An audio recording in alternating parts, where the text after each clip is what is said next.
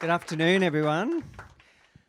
Welcome to our In Conversation with the world famous Christopher Wheeldon, who is not an unregular visitor to Australia since 2002 when we did Mercurial Manoeuvres. It's been a lovely opportunity to have you back, but for this program, something bigger than we've ever done before. Yeah, everyone says that about Alice, and it is actually true. I think it's kind of a juggernaut of a ballet. As Kevin O'Hare said when we were going to do it, he said, "You know, Alice is a very big girl." Yeah, she's a big girl. We do refer to her as a big girl. Yeah. But before we start talking about Alice, I thought it would be fantastic for all of us to just hear the genesis of your career, because you were born in Somerset.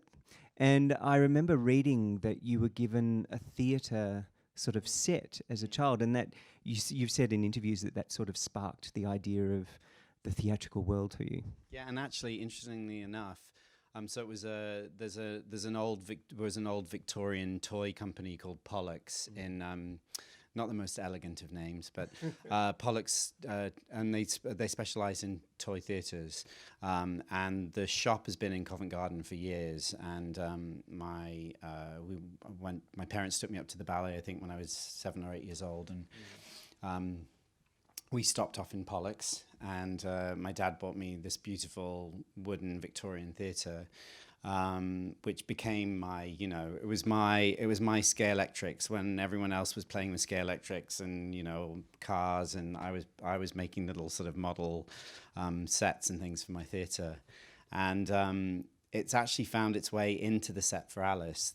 The theatre for the Mad Hatter's stage is a copy of the Pollux toy theatre that I had as a kid. Oh my God, how brilliant. So when we were designing that scene, Bob Curley and I was like, Bob, I've got this theatre. And I showed him a photograph of it because we thought it would be sort of fun for him.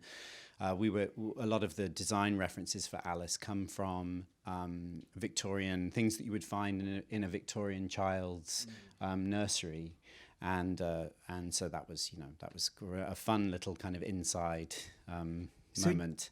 Do you still have it?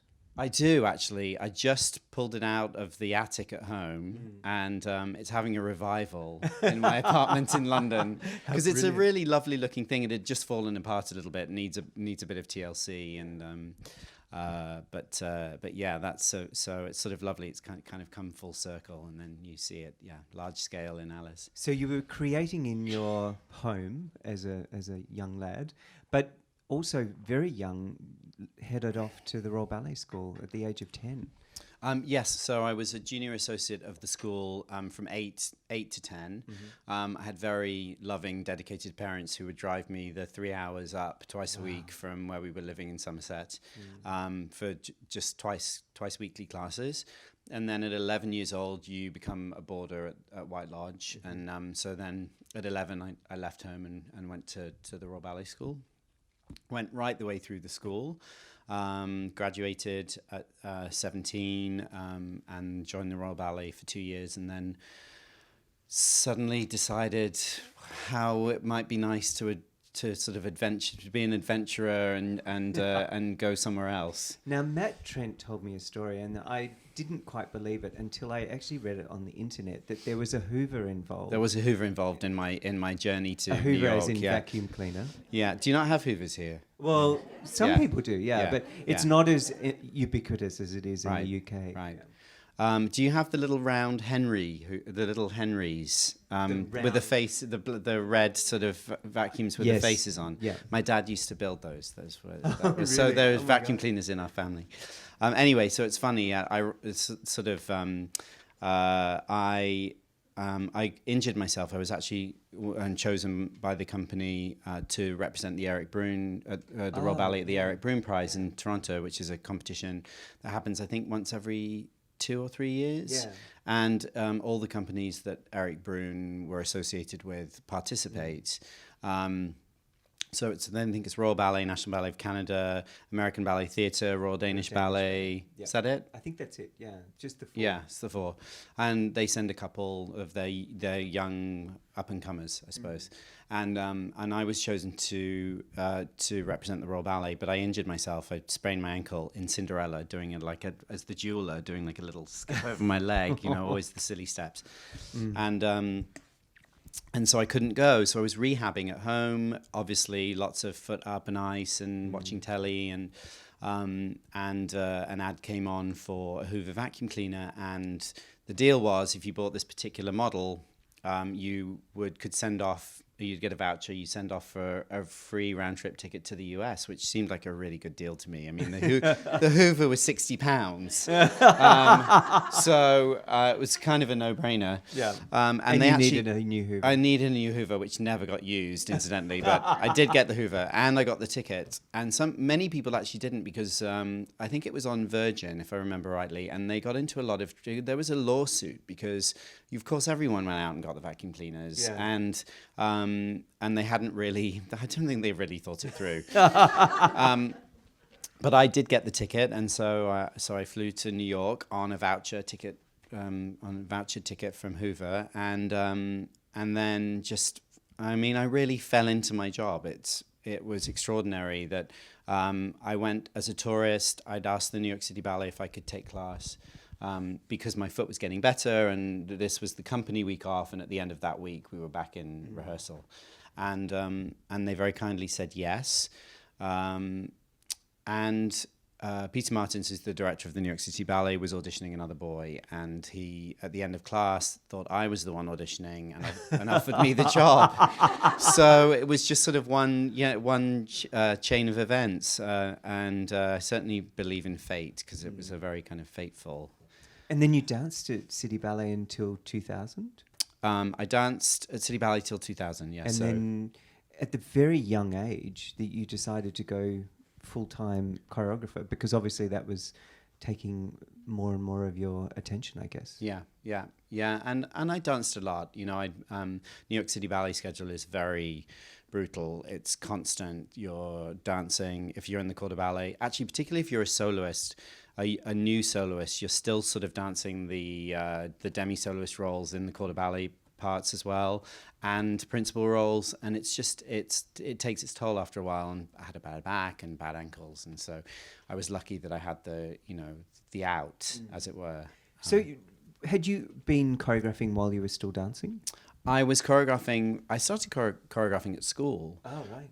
We were encouraged. There's a fabulous choreography sort of course that goes along with, with your regular dance classes at Royal Ballet School. So I was choreographing from the get-go. Actually, even as a junior associate, 8 years old, my teachers were encouraging us on the Saturday afternoon classes. We would have, we'd have an hour or something to play around and make little dances. Because there's that competition each year at the Royal Ballet School, isn't there? Yeah. Where all year levels can enter. Yeah, at both junior levels and when you get to the upper school competition is called the Ursula Morton.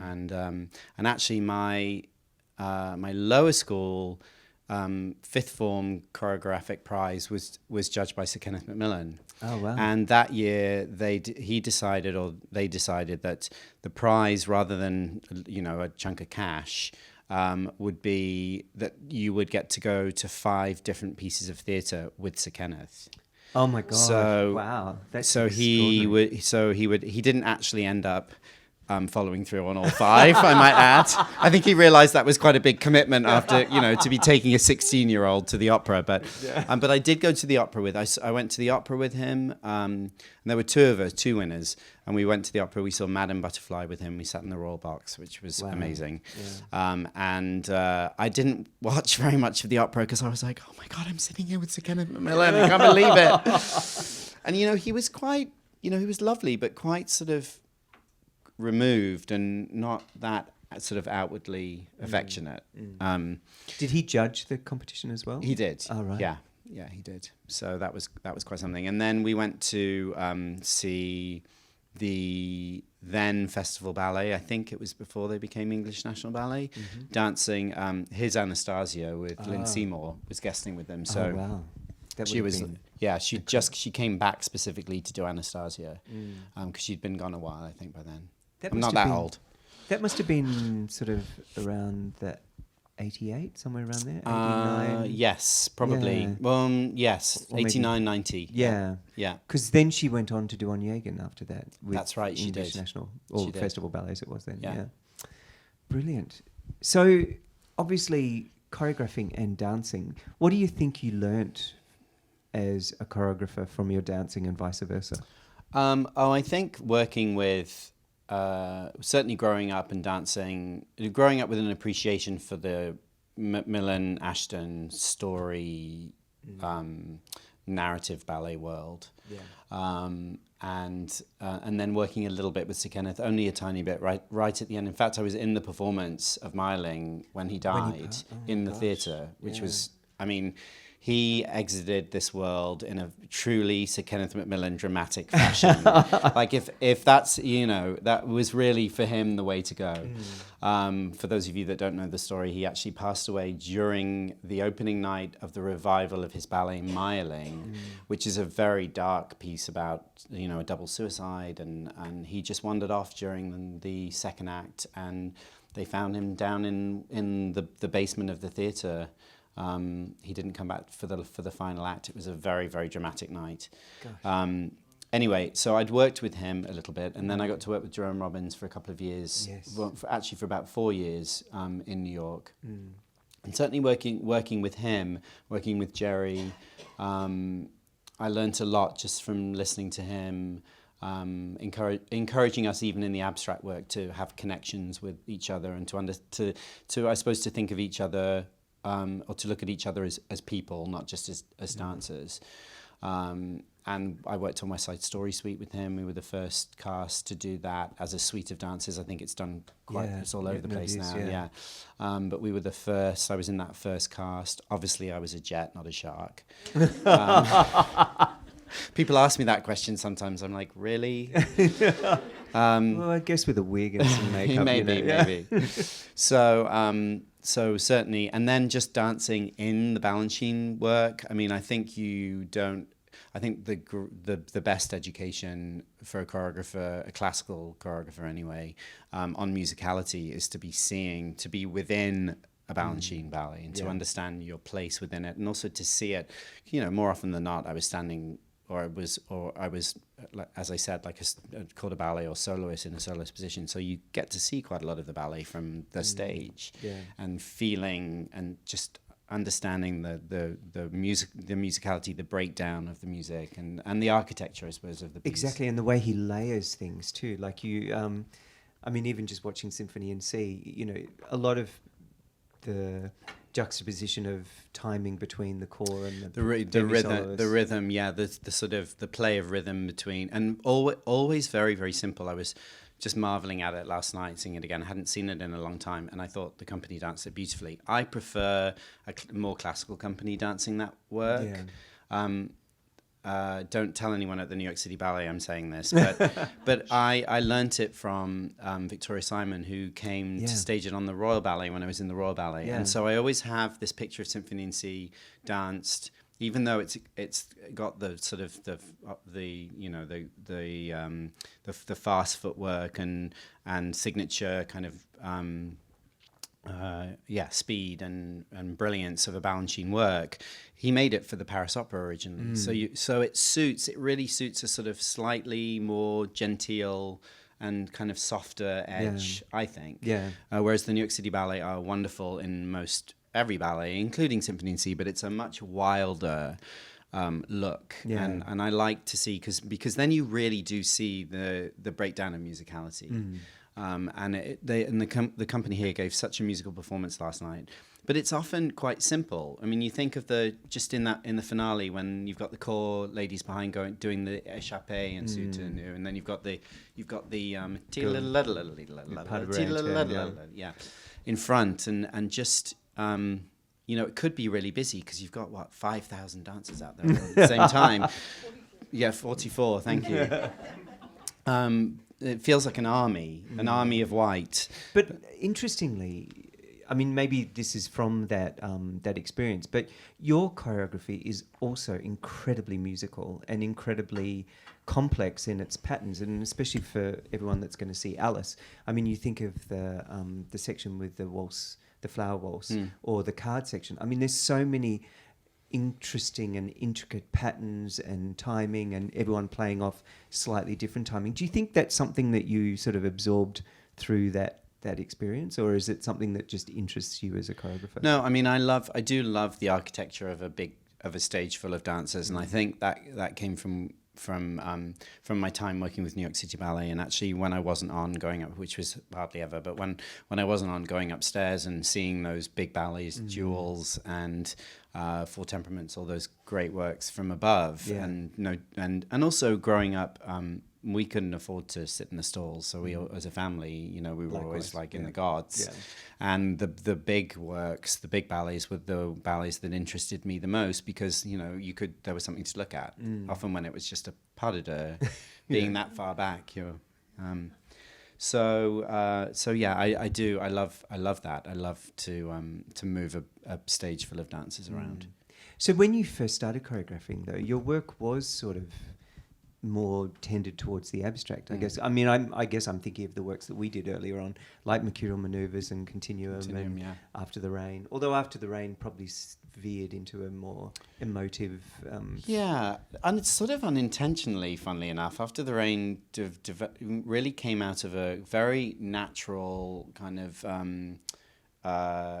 quite personal desire to make something, because it was just Jock Soto's last season, so it was really, but was intended to be like a purely abstract pas de deux, and it just sort of, I think, subconsciously, my experiences with him, because we were partners, but also, as a young, I choreographed a lot on him, and as a young dancer, looking up to him.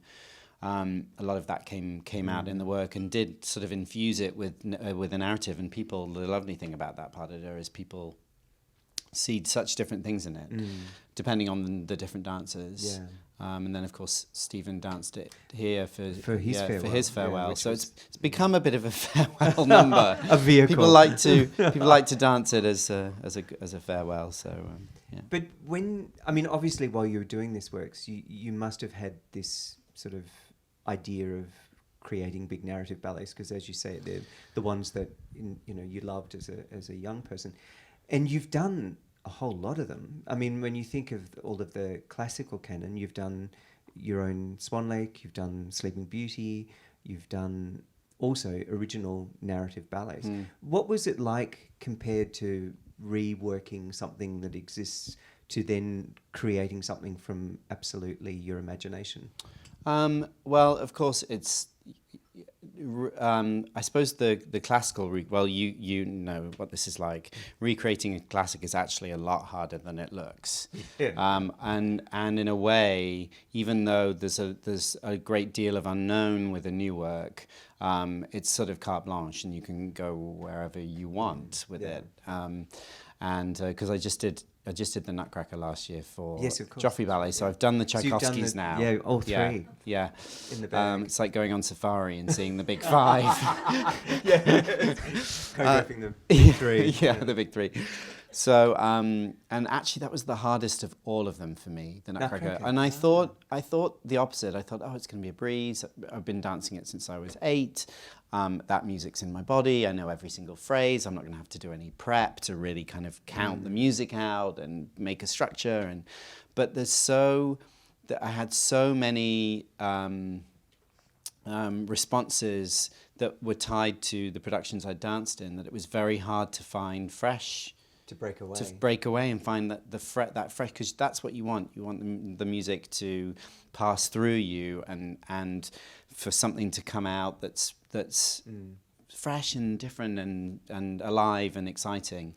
And it was quite hard with Nutcracker. It was a bit of a slog. It actually turned out quite well in the end, considering. That's what everyone said. But that was quite hard. And of course, with the new work, you have.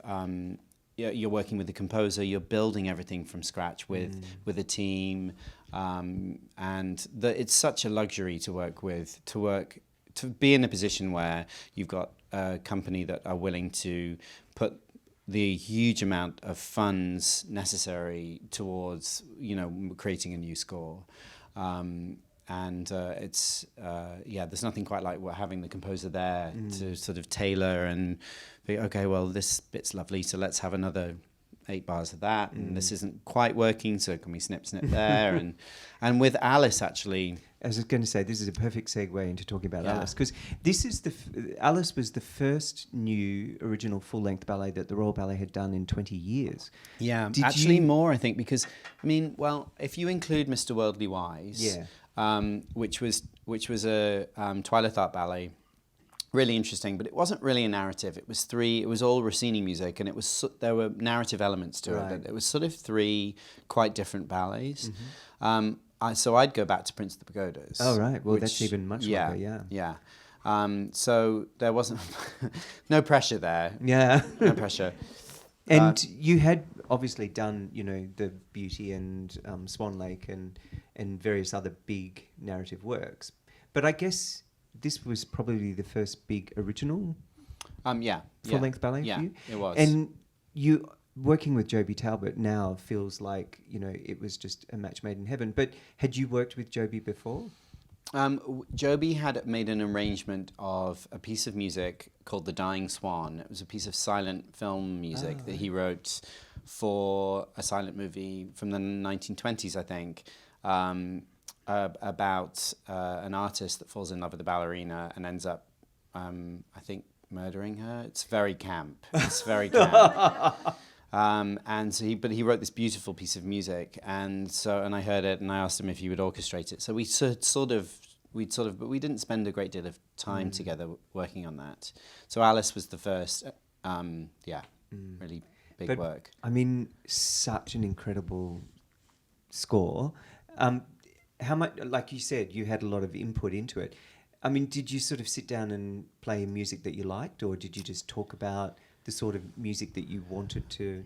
Well, we talked quite a lot about. Well, we sort of structured our story. I practically locked poor Bob Crowley and Joby and Nicholas Wright, who kind of helped with just sort of piecing it together, in my apartment in Brooklyn, and for about 3 days, and we sat and we read both books, and we watched the Tim Burton movie, which had just come out, and we looked at some other TV versions, a BBC play version, and a really weird sort of Eastern European puppet version, which I remember being very dark, that we were sort of a bit horrified by, and then so we made a structure, and then and then Joby kind of went away and wrote. He wrote about the first 10 minutes, right? And we timed everything out quite carefully, but you never really know how that's going to work out until you get in the studio and start to put things together. And I remember he sent me the first 10 minutes on a disc, and I just knew from the first 15 seconds that he'd absolutely nailed the world that we talked about, and it's that lovely little sort of tick-tock clockwork kind of opening to the piece, and it made sense to me on so many levels. It felt contemporary, it was melodic, it's magical, and we talked, I suppose, structurally, we talked quite a lot about Tchaikovsky, because he hadn't written very much ballet music, and I'm like, well, listen to the great scores, listen to the Tchaikovsky scores, and it turns out that we ended up having a waltz of the flowers in Alice, which made sense because she goes into the flower garden, and then of course there's the Queen's Tartadage, which Jackie Barrett, who's been here staging the ballet for the last 2 months, and we worked together on everything. We had a really big falling out over that because she said, you can't do that at the Royal Opera House. You cannot parody the Rose Adagio in the home of, it's not the home of the Sleeping Beauty, but the Sleeping Beauty, it's very signature it's production in the DNA of the Royal Ballet. You can't do it. They're gonna chew you up and spit you out. And I was like, oh, let's just give it a go and see what happens. And if it feels really wrong at the dress rehearsal, we'll just come up with something really fast and hope for the best. Or we'll just cut it and she'll come out and, and we'll go straight into the croquet match. We'll figure it out. And I remember at the opening night being very, very nervous about it. But 2 seats down from me was Sir Anthony Dowell, and it started, and he just cackled. He started to cackle really loudly. I mean, just really, he was loving it, and I thought, oh, we're fine. Yeah, it's all good. It's fine. If Anthony loves it, Yeah. everyone will love it. It's fine. Yeah.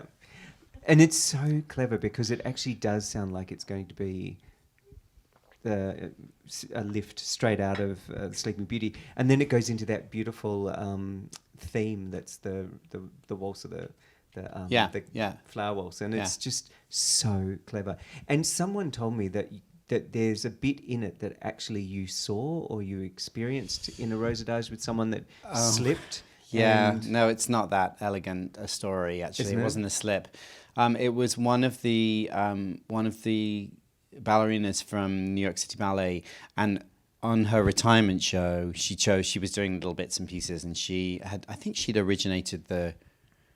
been one of the original Auroras in the Peter Martins production, so Aurora was quite special to her. So she chose the Rosadagio, and yours truly was playing the Native American Indian prince. Which was interesting. Yeah, that's a lot of makeup. Again, not exactly, but big costume and lots of makeup.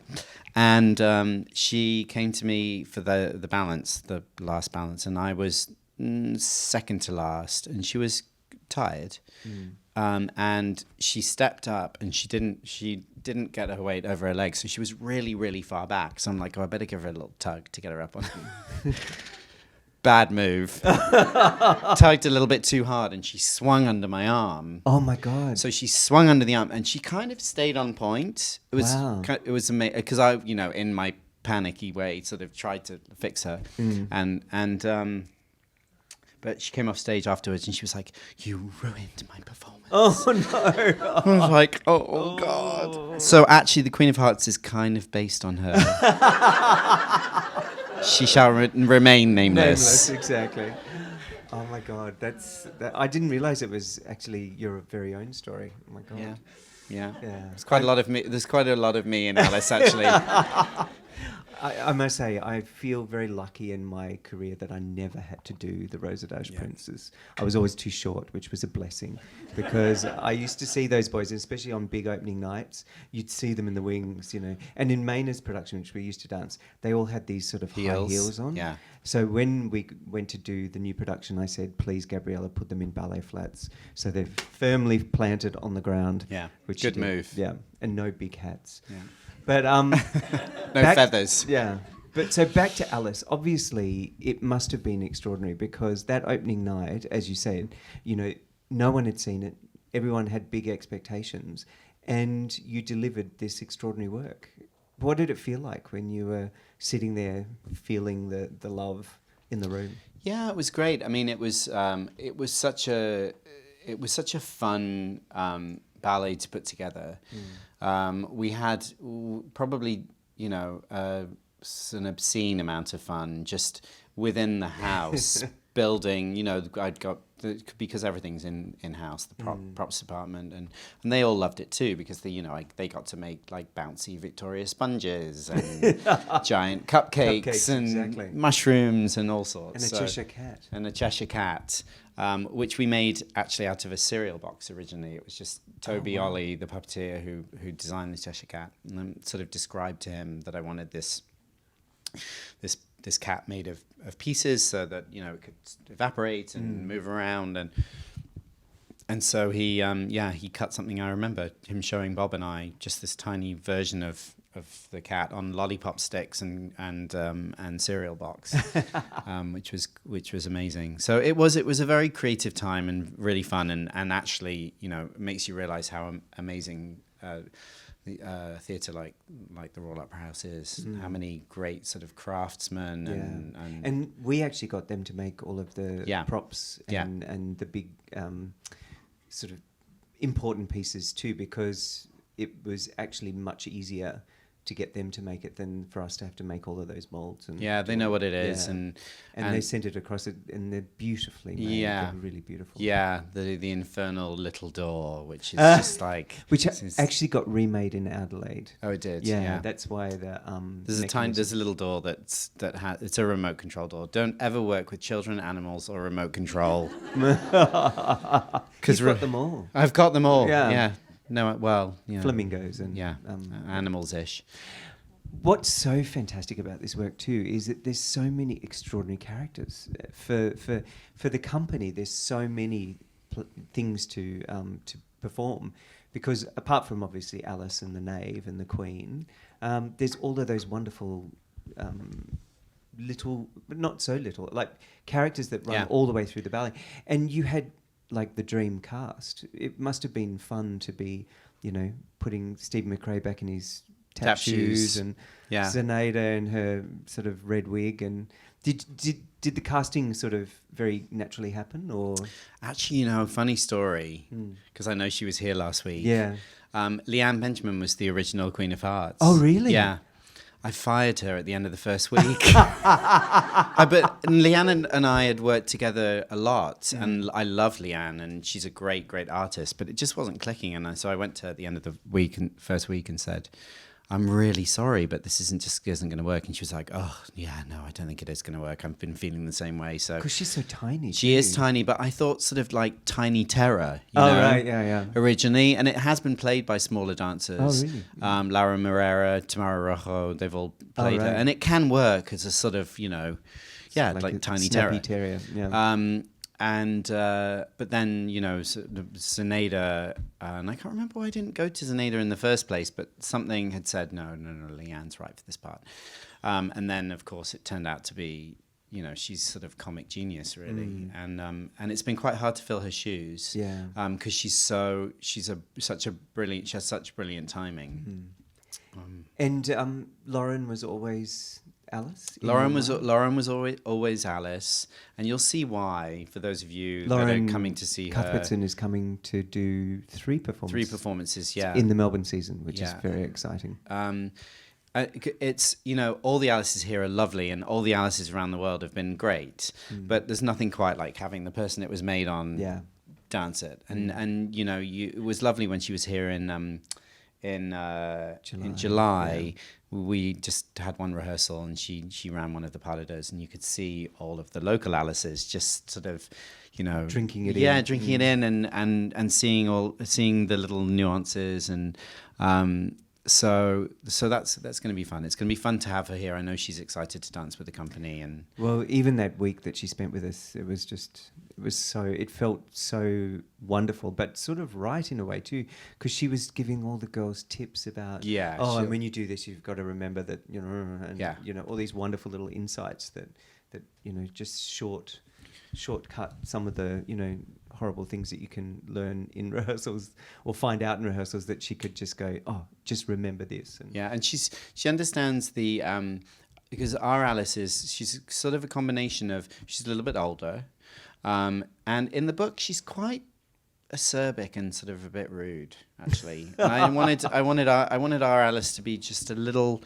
softer and a bit more just have a bit more heart. And Lauren understands that it's also sort of dangerous if they start to veer towards the too cute. Yeah. And Lauren's got that balance, and because she's sort of that way in life as well. She's very, very bright, but she's not in any way a pushover. She's very feminine and wonderful. But she's also quite a tomboy, and so all of those sort of parts of her character kind of filtered into. And then, of course, Edward Watson as the White Rabbit. I mean, he's so wonderful. Yeah, he's fabulous. I think Adam Bull's going to give him a run for his money, though. Oh, that's good. Yeah. And but Ed's brilliant. So. And then, interestingly, you very quickly after Alice, I mean, in ballet terms, turned around and did another huge, big, full-length ballet for the Royal Ballet, and the National Ballet of Canada, which also shared the Alice premieres. Was that because it was such a success, they sort of like put you in a room and said, make another one? I think probably, actually. Honestly, yeah, because it worked out the first time. They decided to give me another shot. So that was Winter's Tale, and same team, Joby again, Bob again. Very different, obviously, very different type of story. And Because Alice, actually, more than being a story ballet, it's sort of more of an entertainment, really, than than a ballet. And it's all ballet vocabulary, but it's like a variety show. well, I sort of say to people, it's like seeing an amazing musical without any singing. Yeah, Yeah, yeah. because it's all story, it's all dance, but it's so multimedia, it's so, vibrant and alive. It's sort of, there's not that, that, I shouldn't say it, but in some ballets there's, mime, bit of dancing, mime, Yeah. bit of dancing, mime. It's just continuous storytelling all the way through the ballet, which is... Yeah, I mean, I think we're a bit more dynamic now in theatre in general, and gone are the days of the front cloth scene. And well, we change backstage and... yeah. I mean, it's just seamless. But Winter's Tale is so incredibly different. I mean, such a strong, powerful, emotive story after this fantasy, escape, really, in Alice. Did you do that on purpose, or was that just... Yes, and I was really interested in tackling Shakespeare. Aside from, of course, the plays themselves are masterful in language, they're also really good stories. And Winter's Tale might have seemed to some to be maybe a little overly complex for a ballet, and I had a lot of people say to me, "Well, you're an idiot. Why would you choose Winter's Tale? It's so convoluted and so knotty, and it is one of the knottier in its language as well of the Shakespearean." Well, my partner said it's the hardest Shakespeare to direct as a play, but... And a lot of directors, and Nick Heitner, who recommended it to me, said it's, and he by the way, yeah, and he directed it as a play as well, and he said it's very, very, it's sort of, it's, elusive in a way for... Did anyone here get to see the production? It is incredible. I actually first saw it at the cinema and thought it was just the most gobsmackingly beautiful thing. And literally, I got the 5-second story from Wesley. He sort of said, "Oh yeah, there's something about a statue that comes to life, and there's a storm." And well, that was the dreadful thing. People would ask me what it's about, and actually, when you try to tell the story, it's very, very difficult to. And I felt dreadful because I was actually creating the ballet, and I'd be interviewed, and I'd start sweating because I'm like, this doesn't seem like I know what I'm doing. But it is quite tricky. But yet, it's so clear. Like, it's so... I mean, as I say, I had a very vague, slim idea of the story, and yet it unfolds as a ballet in such a narrative way that you just know exactly what's happening. I mean, that must have been, once again, such a thrill to sit there on opening night and get the response that people totally understood this very complex and dramatic story. Yeah, I mean, it was actually kind of a miracle that it happened because we made the ballet in so many different. We didn't make it in order at all. It was impossible because of the schedule of the company and the time that I was there, and it was all made in one chunk. It was an 11 or 12-week chunk. And we just kind of went, okay, let's do it.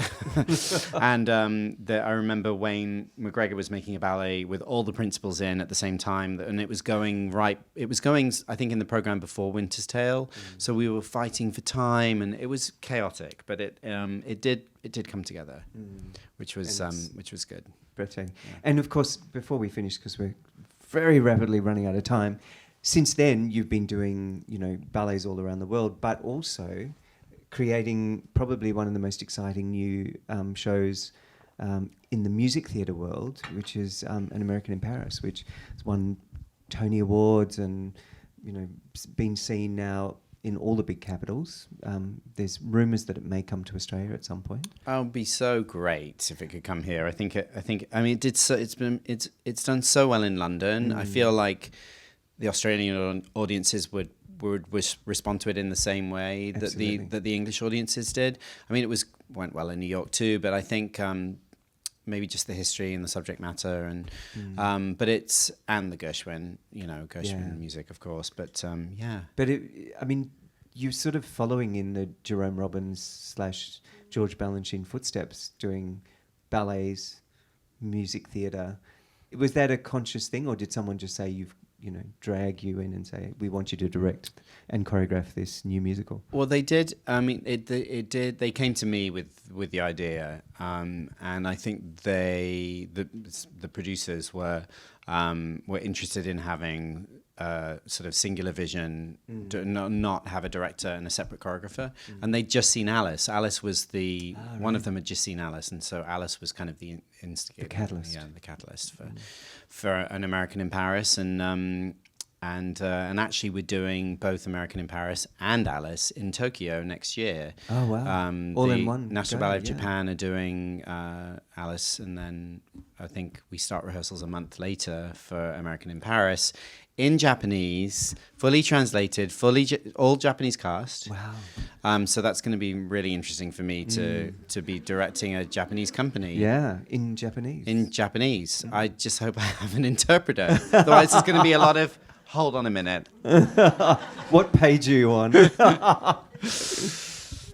But was it similar or a very different experience going into that sort of? No, it was really different. Only because it was a sort of a melding of two different worlds. There were a lot of dancers in the cast, but also actors, and different language, very different way of working, and I'd never worked with actors before, so it was a language that I didn't speak, and still feel a little bit like I don't really speak it, but I hope to have the chance to do some more, and because I loved it. It was a lot of fun, and it's a lot easier to tell a story when you've got words than it is in movement.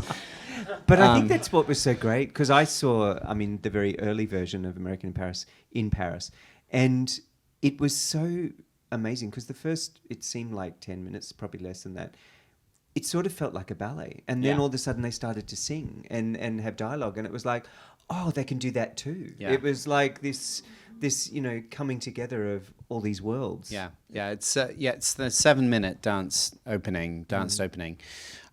It's something I had to really fight for. The producers were terrified of American in Paris opening with a ballet, because ballet is sort of not a word that you use on Broadway. People are frightened of it, and unless it's Oklahoma. Unless it's Oklahoma, and there you go. You've got the tradition of the Agnes de Mille and Jerome Robbins, but it had been a long time since a Broadway musical had as much dance in. I'd say that a good 35-40 minutes of An American in Paris is dance, and it's a 2-hour show, so that's a big chunk of dance. And you had to find people who were as good as Robbie Fairchild, the principal of the New York City Ballet, and Leanne Cope, who was a dancer with the Royal Ballet, to be able to fill their shoes. Is that sort of an impossible task, or obviously it's not, because you've been doing it all around the world? Well, Leanne went, and Robbie opened the show in London, and right. Leanne is still there in the West End. We've got 2 casts going around the United States at the moment. It's quite a hard ask, and I feel a little bit like we're running out of options until some new people kind of come out of the woodwork. But it's been I think quite exciting for ballet dancers to have the opportunity to be a part of American in Paris, and it's given now a lot of them that opportunity to actually use their voice, their to express themselves on stage in a different way. And there are quite a few out there that can sing, and the acting is the hardest part. Using the voice, the voice, but not just using the voice, but actually then carrying an entire show. And that was something that both Robbie and Leanne had to really work hard to, and particularly for the guy, particularly for the Jerry, because he really carries the entire show. He's got the largest number of songs. he's in almost every scene, and then he has to partner and dance the final ballet. So, but the good news is even though they won't be doing it together again, we just filmed it for PBS, and then it's going to be out on DVD, they've shot it really, really well. So so get onto Amazon. It won't be for a while. I think they're waiting until the US tour. There's another 6 or 7 months of the tour in the US, and then it'll be, and then hopefully it'll be on PBS, and then it should make its way out here at some point. Brilliant. Yeah. Well, unfortunately, we have come to the end of our time. The last thing I was just going to ask you, thinking back to that young boy with your, I was going to say bollocks, but pollocks. It's an easy mistake. Set box, and going into your local ballet school and being an associate with the Royal Ballet. Looking back to that young person, can you pinch yourself now and think, oh my God, how did you have that sort of vision in your mind as that young kid that this was going to be your life? No, I don't think anyone does, do they? I mean, I knew I wanted to be a dancer, and I knew I wanted to be in this world, but I don't think I could have imagined this. Yeah. Well, aren't we lucky that you did? So it's been a great pleasure. All of you, I'm sure you're coming to see Alice's Adventures in Wonderland, but once or twice. But it's been such a joy for us, really, over the last 15, 16 years, having the opportunity of working with you, Chris, and you've been so generous to give us so many of your works, and I hope that continues into the future. I know this man is in such high demand, so not only are we so lucky to have these ballets in our repertoire, but to have him here to stage them has just been a joy. So thank you so much. Thanks. Thank you.